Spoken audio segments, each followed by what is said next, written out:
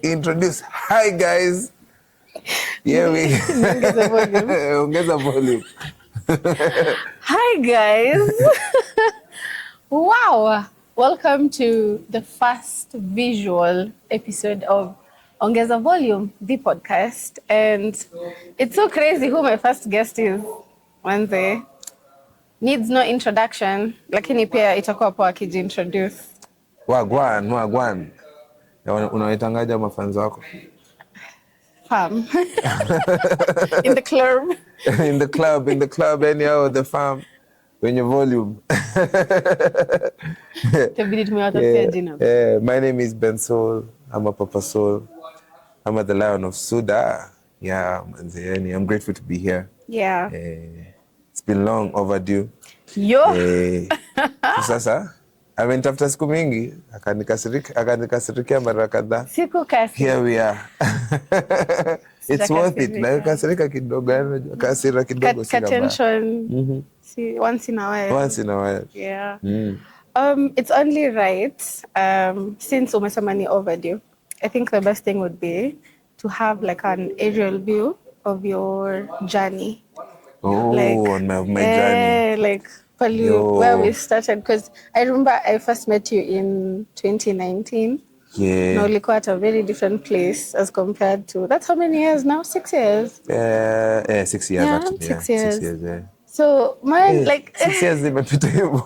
Imagine. That's crazy. So nikipata naye alikuwa Soul Generation. There's no need to talk about all that Soul Gen stuff. You guys can go listen to other platforms for that. Oops. But yeah, we all know he was signed, akatoka and all that stuff. Acha nikupige. Unataka kunipigia story? Yeah, let's go. So I was born in Embu. Wow, okay, from the start. Raised in Embu actually for like half of my lifetime and everything. Nikaenda, started doing music in church. After church, I went to high school in Kagumo High School. That's where I also did music as a subject. Then after high school, I came to Nairobi to study civil engineering, but music took over. So I ended up quitting school to pursue music. Met up with other band. They introduced me to all these other shenanigans like in a Sauti Academy, Sauti Soul, to the industry officially. And that's where I just decided to do my own music, as much as I was supporting many other acts in terms of songwriting, music direction, creative direction, and so many other things. And joined Soul Generation. Nikakaa huko every 5 years. And amazing. Years? Yeah, 5 years, imagine. The contract was 5 years. Yeah. I'm grateful for that contract. I'm grateful for that time that I was there. I learned a lot. And BN and the whole crew, they still continue to be a light in my career in so many ways. Yeah. They teach me a lot, take me into so many different places, introduce me and speak about me on so many different tables where I never thought I would be like as a conversation, and I'm grateful for them, yani. Yeah. And then sasa now we're in Sudan Nation. CEO, twende kazi, yani sasa naona tumekamata hii place. Right now we're at Masshouse. We're at Masshouse. And this is where my event is going to be happening on the 20th of April. Tumesema for 20th unashangani. Nimeshangaa iko lini manze, ni 20th of April manze, 20th of April. 4th of which month? Of April. 4th of. Sina kwa 20th of April. Yeah. Pandodisha school fees nusu ya English. Nafaa kuikunywa siku ya 420. Yo. Sasa, and the reason we're here is because Joea show and so many other things zenye tume need kuongelea for a minute. Yeah. Mafans wako wamenitamani kama nataka kunikatia. Sasa my fans. Nimekataa, nimeresist. Nimekuwa hard to get. Sasa give it to the pressure finally. Finally. Unaona vitu zenye wanasemanga kukuhusu. Na wachekingi wengi wao siwapendi. Lakini mafans wangu ni mafans wangu. Si kuwapenda. Wengi wao ni tuseme maybe lack of knowledge. Yeah, and that is why I felt the need to have you, so that's to clear a few things here and there. So that's pale wako na doubts ni nini questions. I even asked them questions. Tutafika kwa hiyo section. And then we find out what exactly is going on with you. So, vile umeongelelea your past and all that, what is one thing you would tell like your younger self? Yenye unajua say. Najua ni cliche, but I concentrate na muziki yani from the word go. I feel like I wasted like a bunch of years trying to pursue something different. Well, I thought pia ni kitu yangu kwa sababu like I'm one of those students when I used to do really well in class. So I've always thought of myself doing those crazy courses. Yani my engineering, mama daktari nini. Because yani ya capacity akili, lakini nikadiscover kumbe muziki ndio yangu. Unajua muziki wanakonga metarao kuingia kwa muziki kwa class ya muziki na wangatu sasa C+ ama nini. Jamaa alipata yeye ukimwona afanya muziki. Sasa nashanganga nini, lakini I'm glad that I actually pursued it. And sikuchelewa sana. But to my younger self, ningemwambia tu anzane nao mapema. Ungekuwa. But anyway, we're still grateful for the journey. Anyway, what are you currently listening to? What are you currently obsessed with? Well, I've been listening to Friday sana, his new album. I've been listening to mangoma za Polycarp zenye kwanza ametoa zimekuwa zikinibamba sana. Hizo ni unreleased. Kuna zenye by the inatoka lini? Kuna wametoa mbili. Hizo pokunena na zimekuwa zikinibamba sana. But he's releasing on Friday. And then also I've been listening to nyingine nimekuwa nikisikiza. Wow, you know I mostly listen to my songs zenye hazijatoka, lakini I've been bumping pia watendawili for sure. Now waliniroga kutoa toa album. Walinieka wakaniroga. Big up my brothers. I've been listening to Kodong Clan. I've been listening to kuna yenye nasahau na ni Critical. Nimekuwa nikisikiza super recently. Tukikumbuka tutaisema. Nikikumbuka nitakushow. Alafu pia uns sana because I'm trying to venture now into like my own DJing. See it for commercial purposes or anything, just for my own like creation, production and everything. I feel like kuna kitu fulani madj wanakuanga nao yenye not all artists have when it comes to understanding what the fans really want, like on the dance floor.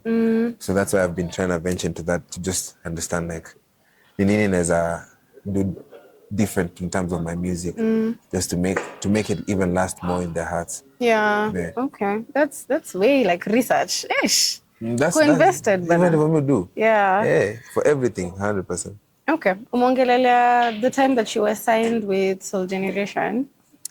Umekuwa ukiona Universal movements, the Universal wakisign artists, producers and all that. So kutoka kitambo, kutoka hiyo time ya 2019. Tumesheko hata kwa conversation na Soul Universal.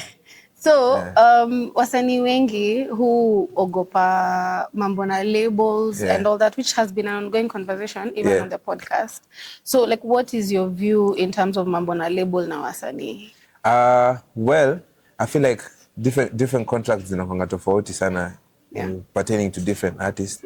For me, I'm grateful kwanza for Soul Generation nilipata such a dope contract yenye I was part of curating it. Yenye mimi nilikuwa nasema ni terms gani nataka. Na actually from there on sijawahi kwa contract zenye nimetumwa na msee, ni mimi najicurate anga zenye nataka. Really? That's cool. Na hiyo ni grace God tu alinipea, but there's this vibe like these major labels, and that could be actually the reason why I never signed with them. It's because kuna kwanga na hiyo feeling ya ukikuwa kwa label kama for example kama Wana wanakuanga wako na tiers za wasanii wao.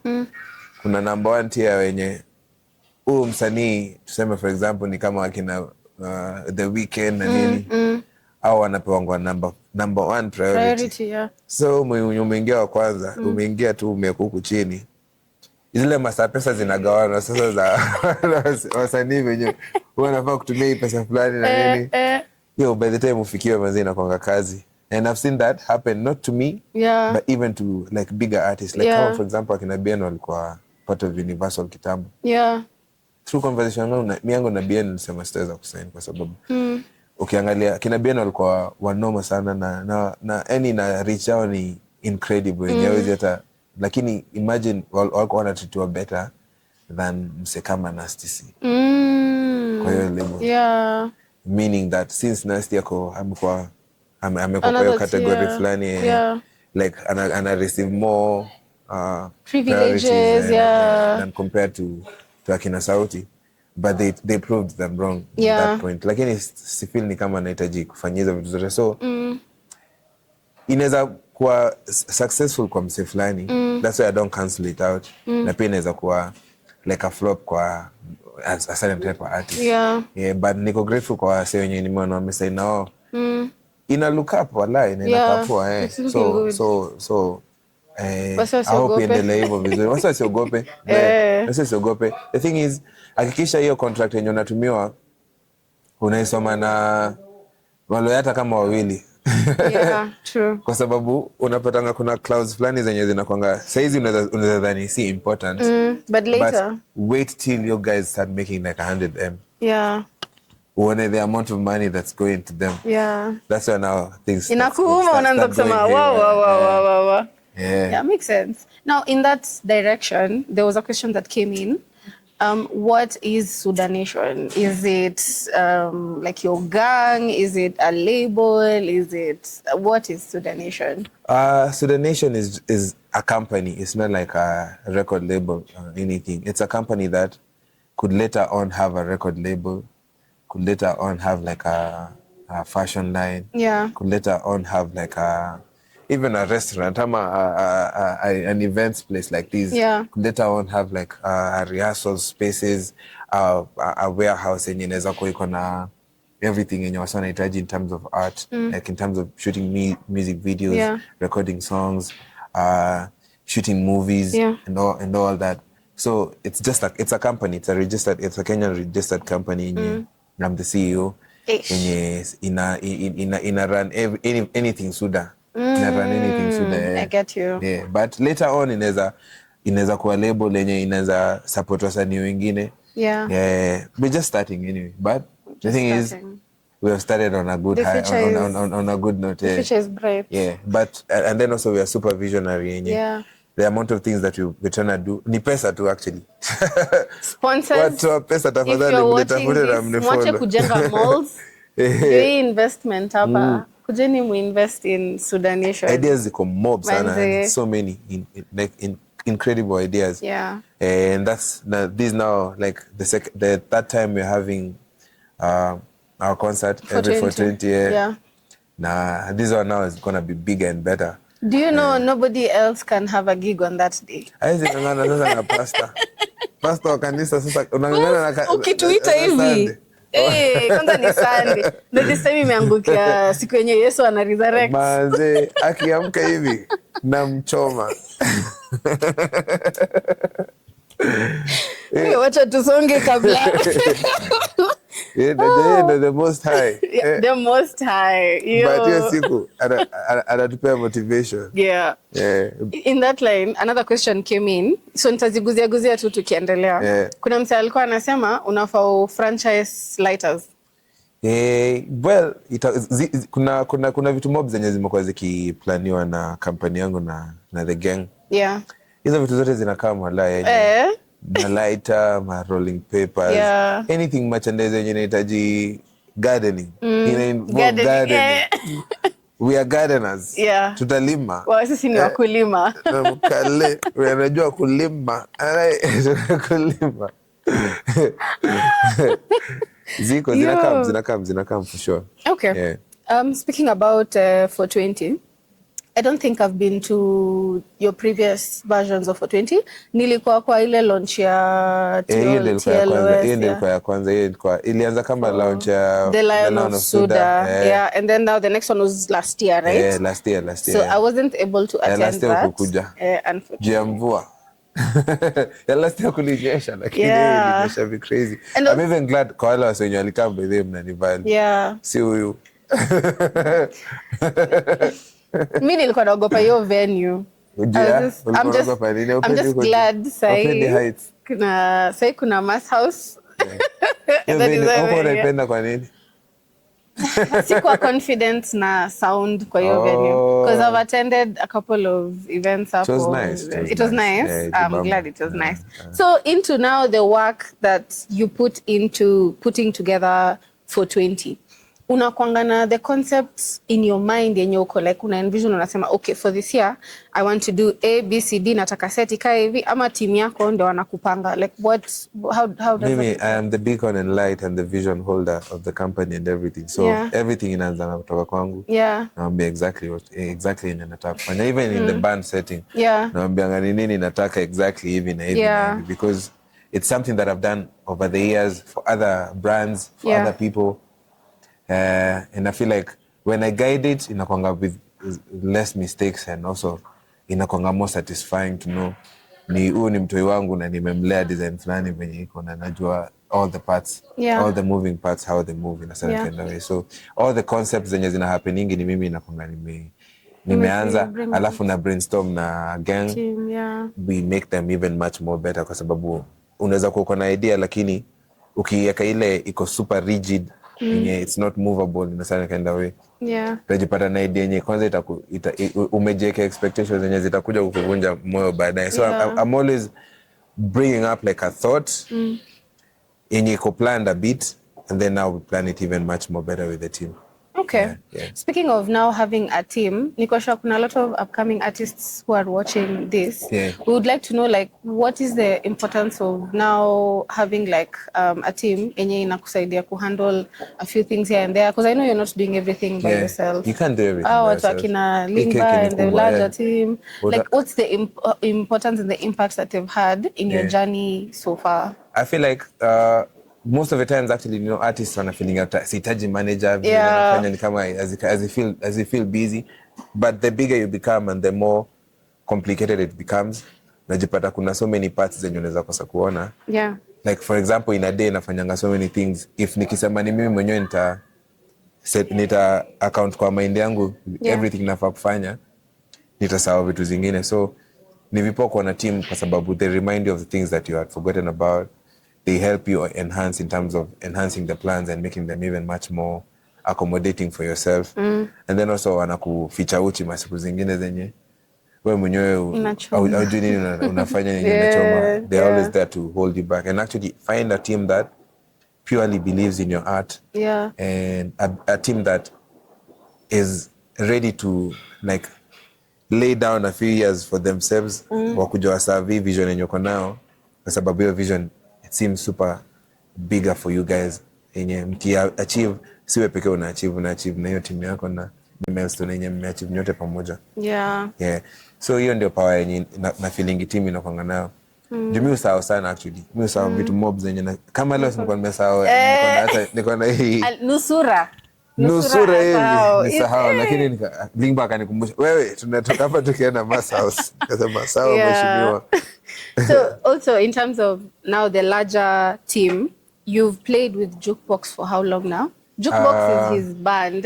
You guys should listen to my podcast ndio ujue nikisema Jukebox ni band. I think 4 years now kutoka 2020 2020 kitambo nilikuwa nikiingia Soldier nilikuwa nacheza na maboys wengine kina nani what's his name wale guitar Tugi. The reason why I decided to go with Jukebox ni generally feel there's more organization when it comes to how I'm dealing with them. Kitambo nikitaka kupanga rehearsal I had to call each and every member.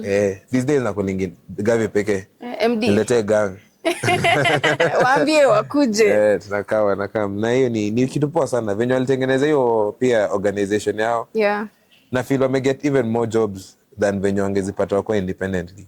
True. So in terms of now Jukebox acha tuingie into details preparation now for 20. If you guys have already arranged the set list out of the Lion of Sudan, the party and the Afterparty and maybe the old portfolio, what do you think is the hardest song to arrange equal like could bring it out to the live into the live space?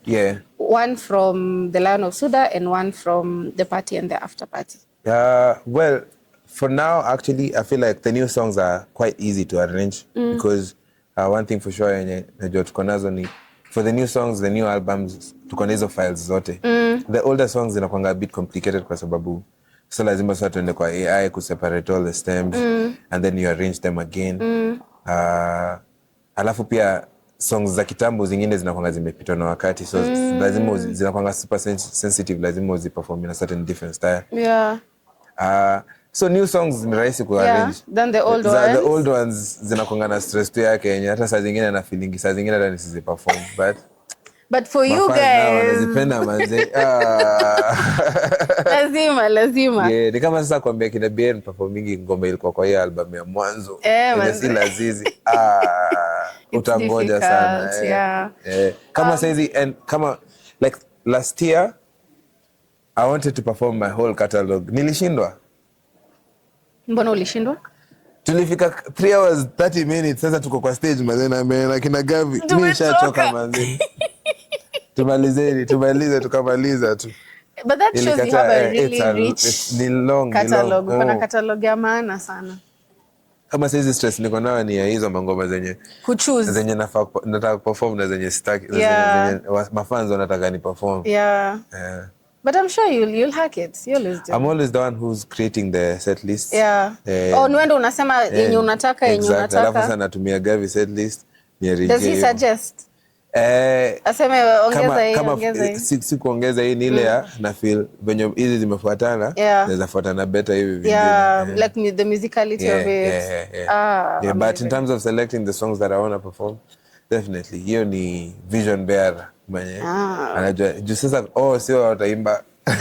Ni wewe ndio unaimba.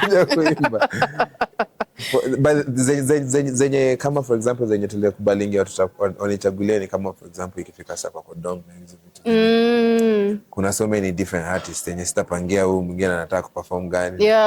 Mimi napeana zangu zenye nataka kuperform, hizo zingine pangeni. Jipange. Okay. Ni gani yenye sijui kama utajibu.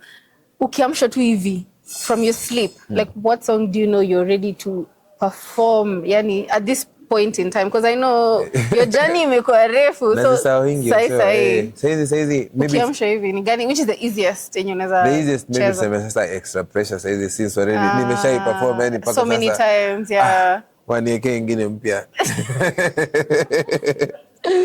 Extra pressure. Oh my God. That was the highest, most streamed song of the party and the after party. And now that leads us into this controversial album of yours. It's not too controversial. But I'm gonna ask just a few songs from the album. Kulikuwa na maswali ziliingia. Kuna mtu aliuliza when did you write Uno? I wrote Uno on the same day I wrote Chupa kwa Chupa. There was a BN alikuwa ameka session na Harmonize. Akaniita nikuja hiyo session na Harmonize at Radisson Blue hii hapo hivi Arboretum. Sasa tumepiga session na Harmonize kwa hiyo Chupa kwa Chupa. Harmonize na yeye alikuwa anarudi TZ the same day. But akamwambia hiyo room yenye already ameshatumia hawezi, lazima ilipie hiyo night kwa sababu ameshapitisha check out time yake na nini hizo vitu zote. Sasa akalipia. Sasa mimi nikaona nimeachwa na hotel room. Yenye kuburi, yenye niko na equipment, niko na producer. Kidogo napata simu ya The Ben. The Ben ni nani? Ni msanii kutoka Rwanda. Ujui The Ben? The Ben is so The Ben is like the biggest artist in Rwanda. Oh really? He's bigger than he's the biggest artist in Rwanda. There's that other friend of yours who stole. Kuna Mike Ihura. Yes. Mike Ihura ni mnoma sana in terms of like writing, performance and everything. Na feel Mike Ihura ni kama mimi, The Ben ni kama Otile Brown. Jamaa mwenye yani akona crazy numbers, mainstream kabisa. So I was even surprised to see his like msichana ananipigia nikapata ni The Ben manzana niza kama niko around ameingia Nairobi leo na anafaa kutoka in the next 2 days akienda States. Nikasema Mungu ni nani manzana organize kama niko Radisson Blue kwa hotel room fulani akakaa manzana tukaandika hiyo Uno. Interesting. That is a really, Crazy, a really nice yeah. story. Yeah. And then he was coming ndo nimwandikie like aliniambia hivi, I just want to come and sit next to you on a studio session to just see you writing and you creating your music. Nikasema wow.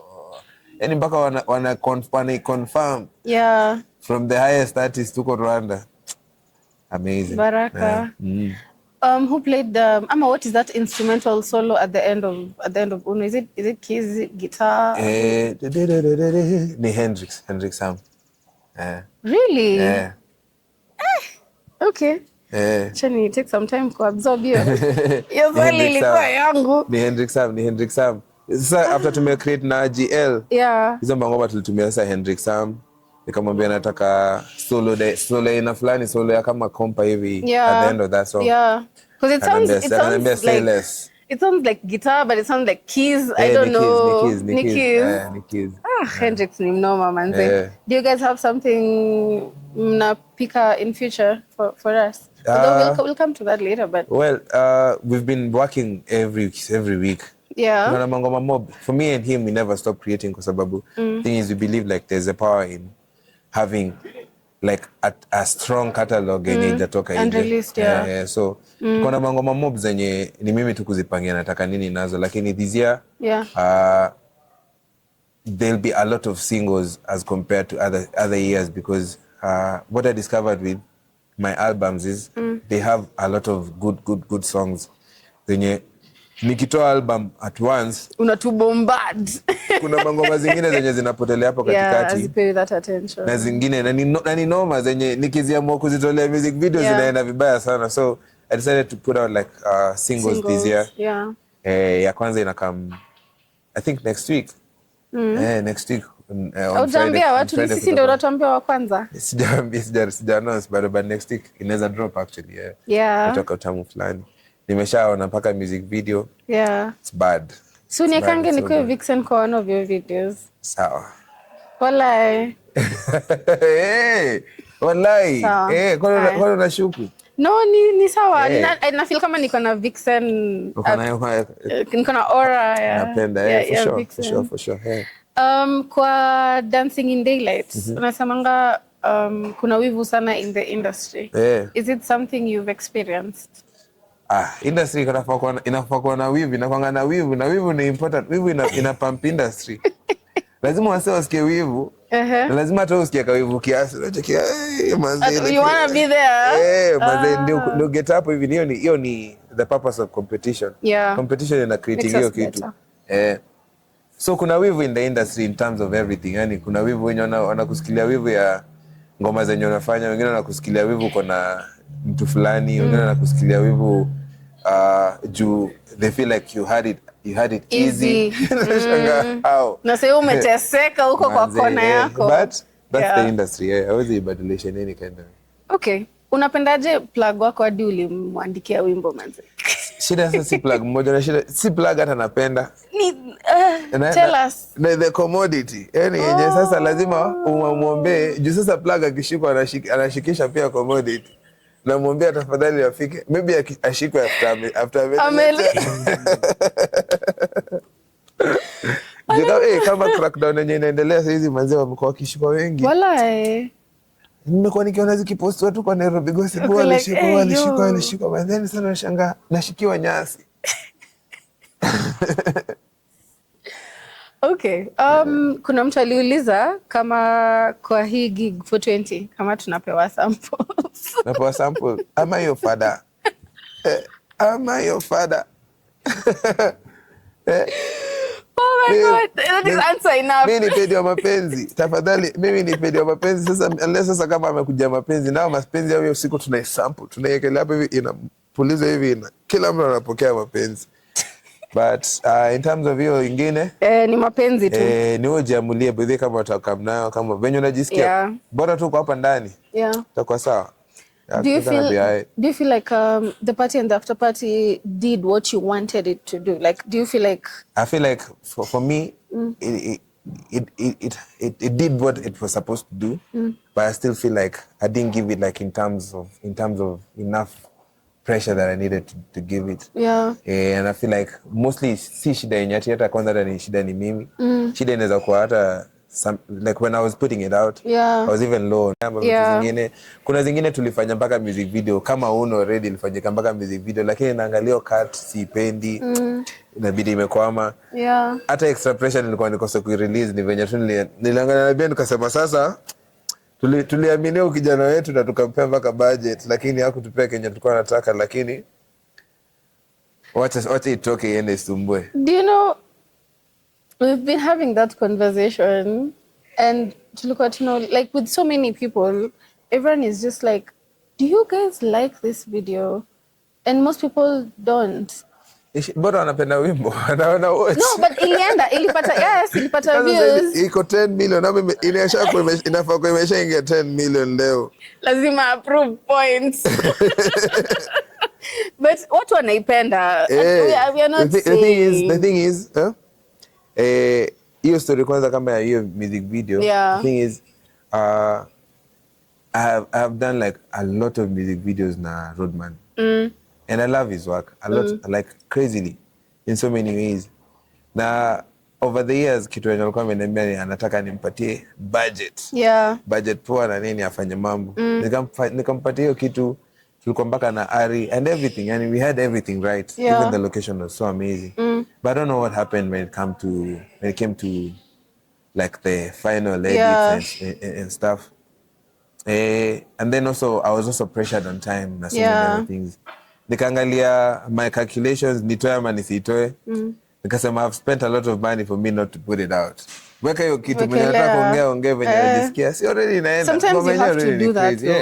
I feel like sometimes whether a product is good, bad or whatever, just crazy decision. You have to make that crazy decision. It wasn't a must that I put it out, but the thing is, it was necessary and we had spent like a lot of money on it. So and the impact was actually felt. The thing is, wasi wenye na criticize sema ni wasi wenye wanajua hizi vitu zinakuangaaje. Yeah.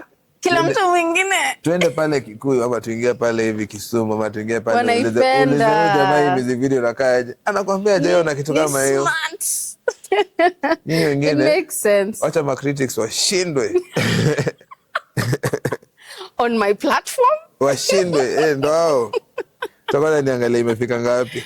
Angalianga nikikuuliza kwa the party and the after party uli collaborate sana na watu wa nje kina Ariel, kina Harmonize. That was intentional. Unacheki iko right? 10 mil already. Jana ilikuwa 9 point something. Celebrity. Unamcheki. Kanatengeneza pesa, unaona? Unaimagine ukiweka watu 10 million place moja. That's crazy. Watu kila mtu shilingi. Congratulations. Unanisikia? Send something. Naweka till number hapo chini. Sikuli solo nitagawana na yeye. Tutakula pamoja. But was it intentional? Like uli taka kufanya? The reason why, and also did the impact, did it work? Like yeah, it did. I wanted to work with a lot of East African artists. Yeah. And the thing is, I wanted to be in the mouths of East Africans. Like as a first step. Yeah, kwa sababu one thing there's a conversation I was having in Nameless. Nasema most of us tukibashiana online ati wewe si international artist. Yeah. Wewe si international artist, wewe hujafanya nini internationally. But most of us seem to forget that how heavy have you cemented home. Wewe ni East African artist, unajulikana na East African wangapi? Na tuna wako wengi sana all over the world. There's a population of 150 million that speaks Swahili. Yeah. Unajulikana na hata nusu hiyo 150 million. So hiyo ndio purpose yenye nilikuwa nayo na hiyo album yenye. I want to collaborate with as many as East African artists as I can get. Na true to my word, hata hiyo ngoma tu moja pekee hiyo Extra Pressure. Yeah. Bro, inachezwa kila mahali. Mpaka South Sudan. Crazily. Mpaka SA, yani Bien alikuwa ameenda kupush Wahala Nigeria. Akapata Extra Pressure inacheza mpaka kwa makab. Like mainstream radio. Yeah. But are you guys getting money from that? Definitely. Kwani tulifanya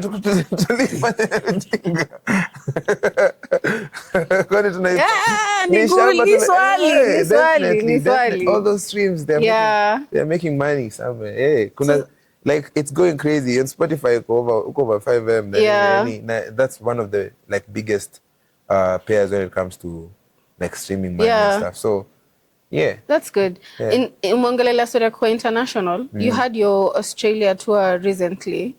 What was that experience? And kwa hiyo space yenye ulikuwa huko outside in the event space, what do you feel we can do better as the Kenyan event curators and organizers? What are they doing that we are not doing? Well, it taught me a lot, like in terms of how the developed worlds are moving.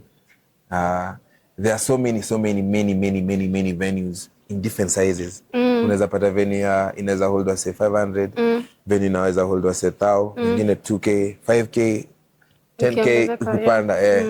Na ni mob zenye they're working like on some strict time, because some of my shows zilikuwa zinaanza 12 ndio wasa wanaanza kuingia midnight usiku, kwa sababu kutoka kama 7 there was another show that was going to midnight, alafu after kama 11 wasa wanatolewa, wengine wanaingia, setup yangu inaingia, sawa wasa wangu wanaanza kuingia na perform maybe kama 1 2.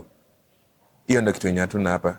Venue kama hii ya Masshouse in place kama London ama place kama uko Ozi, unaweza pata per night iko na show kama 3. Zingine zilianza mchana kafika 7, nyingine 7 mpaka nini nyingine, na zote zinaheshimu time, kwa sababu nao uko time watu wanaheshimu. Alafu kitu kingine nilidiscover ni Wakenya wa huku wako idol. Explain, fafanua tafadhali. Wako idol in a crazy way yenyewe. Wase hawajuangi nini wanafanyanga during the weeks. That's why you find so many people drinking during the week na nini. Huko hivi manze unapata dem kama wewe akona job start kwanza. Asisi ametoka kwa podcast, ameenda akakuwa chef, atoka kuwa chef, ameenda kudeal na the older folk Kenya wanaendanga nursing and all that. Na inasaidia in terms of guys come for shows and support, buy drinks and unapata wase wako loaded in a crazy way, in a beautiful way. But it's something they work for. They work for it. So they learn something in terms of mambo ya time management, mambo ya vitu zenye nafata kuinvest huku back home. Kama nikipata tu pesa poa, natafuta sasa hizo venue ndogo ndogo. Sponsors. Hizo venue ndogo ndogo zenye zinaweza hold wa say 500, zingine 1000. But unapata zina kama na bar, zina kama na stage imesetiwa up vipoa, iko na sound kama venye hao hizo chikizi line area zishuki ziko hapa. Lights and everything. So ni plug and play. Yenye zilisaidia sana in terms of running my shows. Alafu pia vitu zingine kama easy stores zenye zinauza muziki, zenye zinauza mavitu za muziki. Unaweza enda huko uhaya guitar for $16 ukae nao the whole week, ukizunguka ukipiga mashow afu urudishe. Really? Manze, yani ilikuwa nilifeel yani ni so easy na so nice kuishi kwa country kama hiyo. For an artist. Pia hakuna traffic. Hakuna traffic? As in, ukiweka kwa Google Map ikuonyesha unafaa kufika hiyo place by 7. By 7 utakuwa hapo huko. Hapa tukiweka mashallah utapenda. But I'm grateful yani kwa wasongo wa Ozi walini support sana crazy as my first time actually being there. I made history in a crazy way kwa sababu I'm the only artist who can first of all made it for the whole like the whole 5 cities. Alafu for the major cities I did 2 nights. Perth nikafanya second night, Melbourne nikafanya I remember second you said due to public demand. Nikafanya second night. Na ilikuwa public demand ya ukweli? Unajua kuna temoto anasema public demand. Mimi siishi maisha ya kiki ati public demand. Mimi nikikwambia tickets zinaisha, by the zinaisha. Ya ukweli. Tuko tier 3. No, tier 3 ndio tunataka ku launch in the beginning of April. So watu wa tier 2, it's currently 2,500. Waswaget hapo hivi by the way utafika hapo upate bounce big sana na utaingia. Let me tell you, Masshouse ikija, I don't know if you guys were here during Charisma Live. Masshouse ikija, they close the venue. Hawatakubali any more people. Nimechekiwa watu wengine wakijaribu kunibash in terms of the venue. Mambo za ati whatever happened on the venue and everything. I've been hands on with everything that has been happening. Hata leo nimejionea even postmortem hiyo stuff kutoka kwa DCI na hizo vitu zote zenye inaonyeshana everything wali comply mpaka CCTV footage mpaka hizo everything. Yeah. Mwanzo ile kijana alipigwa before atakamu huko manzi. We crazy. Really? Like from outside huko? From outside. Akiingia hata hivi hakuna mtu alikuwa amemguza ineni kaenda wewe. Na alikuwa mpaka anaonyeshana signs zake akuwa ameumia. Na inakamba hata mabeshto wake kama wanne saizi wako ndani. So na feel wase wanaweza kujaribu kusema sijui nini ama nini in terms of the venue, but the reason why I chose this place is because they live with integrity and I wouldn't have done it. I'd even like told them any sita have hapa kama hiyo story yote ijasotiwa. Yeah. And the reason why I'm doing it is because now at least nimepata clarity and everything in terms of this place and all that. Na watatoa happy venue kama imazenye for hiyo siku. Unajua April kunanyesha, ukiconsider the costs zenye wase wa event organizers zenye the biggest costs zenye wana having hiyo kitu kikubwa chenye wase hiyo bobo inakuanga pesa mob vibaya sana. And then imagine kukua nayo bobo alafu sasa wewe unajiletea sound yako unajiletea hizo just because of a venue. Yeah. Nashukuru Mungu maboys wangu walitengeneza hii stuff. It's a first of many in East Africa. Yeah. Zenye tunahitaji wachana na hizi malls zenye tunahitaji. Hii place iko na sound yenye iko set. Yeah. Hii place iko na retractable roof yenye ukianza kunyesha at any point mafans watakuwa protected. Yeah. Hii place ni open air yenye mafans wangu wenye wanakuanga wase wa gardening zao na nini wakulima haita feel ni kama tuko tuna hotbox. Yeah. Hii place iko na a very nice in terms of like system in terms of how people can enter the event. Yeah, and also exit. And then pia washroom zao zinakaa vizuri, yani ziko fiti ziko mingi. Na ni mob yenye wase watakuwa wamepanga line. Nashanga yani wakitaka nibadilishe hii venue kama unataka nikamperform kwenyu. Fika tu tunakutumia red card. Manze. Manze, yani there's a reason why it's happening like that. And I'm not like an insensitive person. Yeah. We understand. I actually want justice to happen for the family of that boy. And the beautiful thing about these guys, wame comply with everything. Na wamesha prove beyond reasonable doubt. Si walifanya hiyo kijana hiyo. So 20 Hapa. Yes. Yeah. Okay, faster. How was it sharing a stage with Burna Boy? Surreal, manze. Yani huyo msema kwa a big inspiration in my life. Yeah. I've watched him like all the times that he's been in Kenya. Ya kwanza ilikuwa preview alitujamisha, akatukana. Manze. Ya pili akakuja. Alituita nini?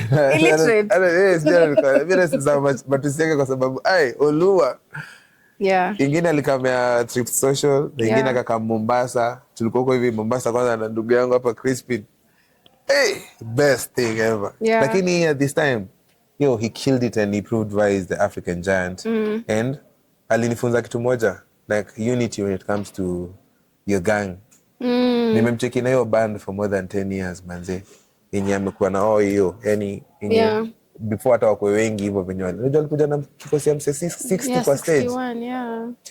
Sasa imagine wamekaa pamoja wamecheza hiyo kitu ilikuwa ina feel heaven sent. Ilikuwa imefeel ni kama imelipa yani na manze yani kumcheki akifanya hizo vitu ina prove ya there's nothing impossible in this earth. Yani inaweza ingia siku moja ni mwadungia. Sorry. Poleni. Mwaga. Yote. No kidogo. There's some more. Usijali. We'll just cut. Una imagine alinibamba. Mungu ambariki pale yuko manze. Kuna imagine kulisha wase wote. Unafikiria chakula? Hata si chakula, like in terms of paying them. Yeah, and you're paying them well. You're paying them well. And on top of that, unaingia na nguo noma yani unaitupa kwa stage. Saa anaingia basa 18 million. Ipo siku. Mungu kama hiyo. Kama hiyo. actually having that conversation. Kama hiyo manzani. Tulikuwa tunajiuliza kama itafika point wewe si Charisma pia anaenda Australia. If you guys will be traveling with Jukebox, that would be really nice. We're actually planning that to move na kina Jukebox for the next tour for sure. Yeah. Ni vitu zenye saa zingine ni logistics. Unajua watu wengine wanadhaningi hii kitu ni rahisi. It's not. Hii kitu inahitaji pesa kishenzi. Yeah. So it takes time, but we're getting there. Okay. 100%, yeah. Kwa party and the after party, Kesha. Mbona hau performingi full version of Kesha? Actually, it has never occurred to me mbona si performingi ni. Because I remember the same question nilikuwa nakushow yenye setlist niko na mangoma mob nikiangalia saa zingine kuna ngoma zingine zinakuwa neglected just for hata hakuna reason behind it. But this time nitacheza. Niliambia hata maboys wangu lazima tupige yote. Cause unajua before you release hiyo mlikuwa mnapiga hiyo teaser and then now when the song came out we're like so it's this song. But sasa hamjai change. I'm just like what's happening? Kodong Clan wanakuja for 20. Definitely. Unajua ni gang. Hiyo ni community yangu yenye ni maboys wangu. All our events achana na for 20 30th tuko ndani. Wapi huko? Si the Fisherman Experience. Fisherman. 30th tuko ndani. Ya Costa. For 20 tuko ndani. Kuna watendawili kwanza iko 29th. Ndio inakuja before ya Costa. Tuko ndani. Kuna Luya hit na kama yenye anafanyanga. So mtoko mnaenda gigs za each other. Hata kama kuperform ngoma moja. Mtatokea. Sote. That's beautiful. Hiyo tuko ndani. Ya Modeka tuko ndani. Ya Okelo Max tuko ndani. Just Okelo Max kuna gig. Nyinyi tayarisha wallet. Kodong hapa. Na Kodong ako na gig. Tunapiga wallet yako hivi. Kodong. Kwa pesa. Tena Kodong. Hadi natoa hiyo sauti. Okay. I think we've talked about a lot. Into the questions now. Pale naangalia simu. So somebody is asking, hizi ni maswali zenye nyinyi mmeuliza? Tunazijibu sahi. Tunazijibu haraka tukienda. So what's your take on how people claim they miss the old Bensoul, ule wa No Kisses and Stereo? Do they miss their old selves?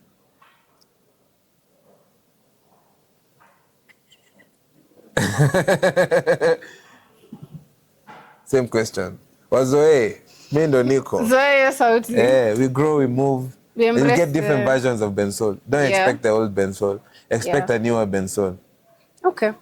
Grief is really personal, but would you be open to talking or writing about your grief journey? Zinakam.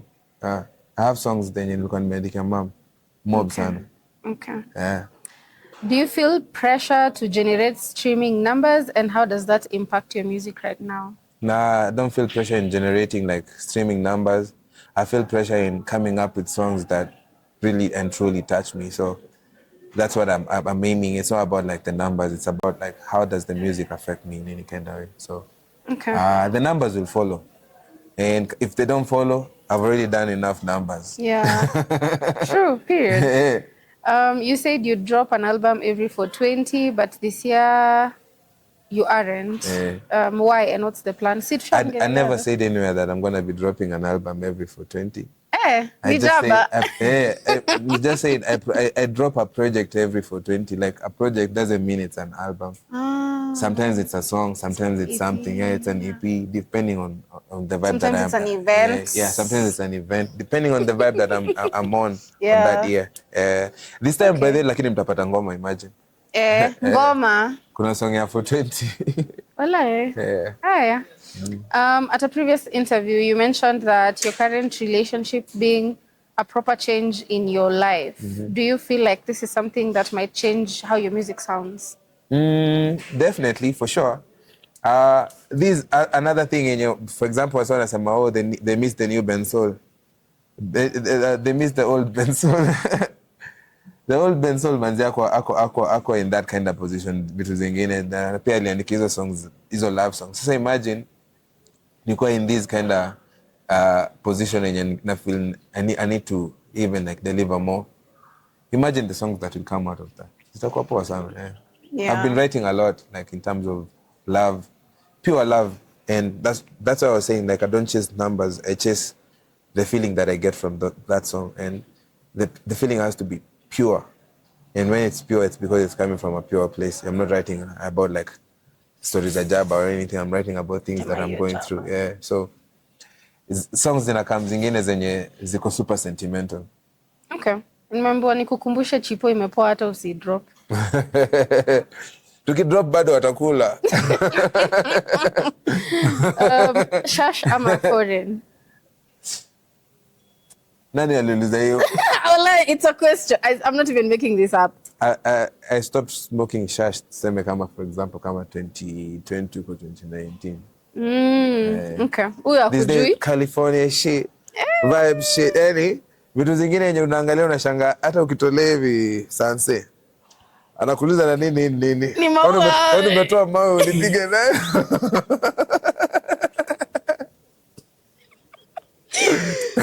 Would you rather be an artist or a ghostwriter? Initially I wanted to be a ghostwriter, but I discovered there's some messages that I had written that I truly relate to. Zenye msanii mwingine hata nikimpea imbe itakuwa ni kama anaimba a fake story. And that's what actually prompted me to become like my own artist and just like present my own songs. Kuna vitu unataka zi. I'd rather be an artist for sure. Ghostwriter sasa sitajificha aje. Sai kwanza. Wapi unajificha wapi? Awangine and Bensoul collab would do something to my overdose. Definitely, that's my boy Mazel kwa Sauti Academy. So hopefully we're right. It'll come through in a very easy way. The thing is, for me, I'm never those guys to force like some things to happen. Yeah. But once they happen, like because all of us, we have the intentions of working together. Me and Wangine, we've been wanting to work together for a minute. Yeah. So with that intention, ile siku yenye ita happen with such amazing grace. And it happen in such a good way. Na tutoka na song ingine, Wakikuyu na Wakamba watapenda. Hey. Okay. Watu wa Mulima.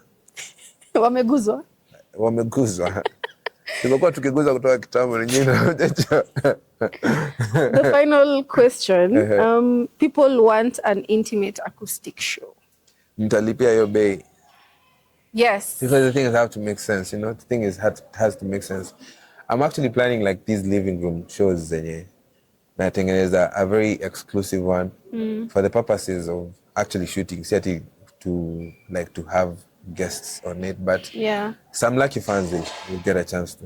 Utalipisha ama itakuwa invites only? Tazifanye kwa invites. Tani invites. Uniongelesha poa. Si ndio hapa na kuongelesha. Uniongelesha jumaat. Sawa. I think we've covered everything. Yeah. Tell me one thing that you like the most about Ongeza Volume as a platform and what we are doing. Yeah. And what do you think we should do more? I feel like what I usually get like from Ongeza Volume is the best thing that I get I get from like Ongeza Volume in terms of me is kuna masiku zingine naingia kwa hiyo page nini happen Nairobi, like in terms of gigs. Sijui nazitoanga wapi, but na maposta zingine nashanga, Zaitun alikuwa na show leo. Nani alikuwa na show leo? And then that's how I map out what I want to do on that weekend and everything through Ongeza Volume. And now since sasa umeanza pia kupatia wasanii kusupia chai ya wasanii na nini. Chai. Misi tani chai. Si chai in terms of chai, it's like jua msanii wako, jua nini kinaendelea nini around them. Usiishi na hizo misconceptions na I like bridging. Yeah. That's another thing that I love about Ongeza Volume. Yeah. The thing is, what you guys need to do, you're already doing it. Like in terms of you're going visual, you see mnaposting hata kwa Spotify na hizo vitu zote. Then uko tu sawa. Wewe piga ma story sasa, ngoja Mungu abariki na kama. Ni sawa. Thank you so much. The same thing niliambia kina Chaksi kitambo wakianza hiyo mic check. Naomba nimechekia hiyo shit yenyu venye inaenda. Yeah. Ita move fiti sana. Yeah. Thank you so much for making time. Means so much to me, to us, to the whole community. And yeah, I think we're done. Blessings and love, Ja Rastafari. Kujeni for Ongeza volume, 20. nasi volume nywele. Neza kuinvite event yangu, utakuja. Iko lini? Iko Friday ya Zaituni. Oh, hii Friday? Yeah. Neza pitia? Wallahi, westi. Najua wote, most of them walikuwa ma students wetu tukua Sauti Academy, zenye mimi nilikuwa nakujanga part time kuwafunza songwriting. Wallahi. Come see them perform, by the way. Ani manga vipo sana, kwanza hizo Swahili sound. Yeah, exactly. Yeah. So it's my first curation, my first event curation. You should come. Sawa. Aya. Tambia Lingba. Ndo ya nipangie ndo Akupange, yeah, okay. Sawa. So guys, on the 20th of April, Bensoul will be performing live at Masshouse. Gates open at 4:20. Actually, for 20, yeah, hivi. For 20. Kuna chain hapa. Yes, every year is a different experience. Yeah. So this year we are not missing that. This year we're welcoming you to the Sudan Nation. Yes. Kuja hapo hivi unastampiwa passport yako ukiingia. Sudan Nation. Yeah. See you guys on 20th.